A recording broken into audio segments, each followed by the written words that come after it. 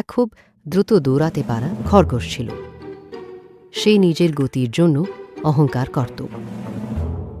আর ছিল ধীর শান্ত এক কচ্ছপ। খরগোশ কচ্ছপকে দেখে হাসতে লাগল।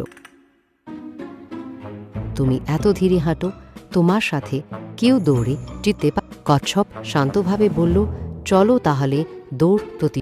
সব প্রাণী জড়ো হলো, দৌড় শুরু হলো। খরগোশ খুব দ্রুত দৌড়ে অনেক দূরে চলে গেল। পেছনে তাকিয়ে দেখ খরগোশ ভাবল, কচ্ছপ তো অনেক ধীরে আসে, একটু ঘুমিয়ে নেই। কচ্ছপ ধীরে ধীরে কিন্তু থামেনি।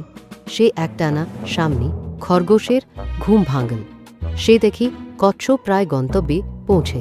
খরগোশ খুব দ্রুত দৌড়াল, কিন্তু ততক্ষণে সব প্রাণী কচ্ছপকে অভিনন্দন দিল। খরগোশ লজ্জা। অহংকার করা ভালো নয়, ধৈর্য আর নিয়মিত চেষ্টা